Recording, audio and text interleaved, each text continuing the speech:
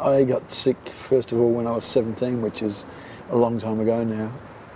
4 weeks ago I was sick again with another episode that lasted about a month. So it's a lifelong learning for me. I've never been well longer than 10 months. In the early stage it's really important to get the right kind of medication, because there is now a range of medications, and what may not work for some people might work for you. Get good advice about the dosage that you need, because it can vary so much from individual to individual. It's very important to know what side effects are happening and to get help with any side effect, and if it's becoming too uncomfortable or you can't live with it, to change medications.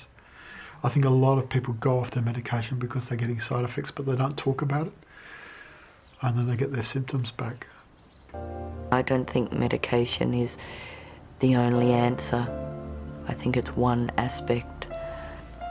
Going back to that question, taking medication, it was like when I was younger to accept, right, okay, I have a mental illness, so I stay on my medication, and I accepted that, but that didn't make life perfect, you know, didn't, you know, there was all these other aspects,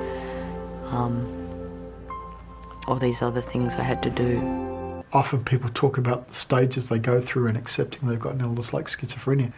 You know, there's denial, there's anger, there's a gradual acceptance, there's a way through that journey to acceptance that you have an illness like schizophrenia.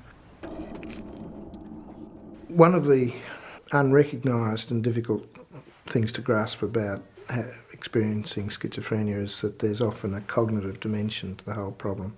People have difficulty with organising their thoughts, their memories, they have difficulty with concentration, they have difficulty focusing on events. The thing with cognitive symptoms is often the professionals don't talk to consumers about those issues.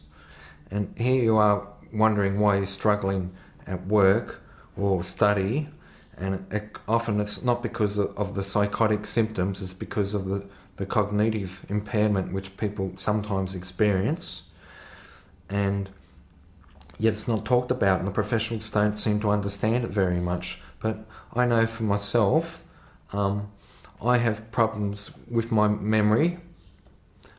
They're not major problems, but they're major enough so that I may need things repeated to me differently, and some things I have no recollection of, except for example.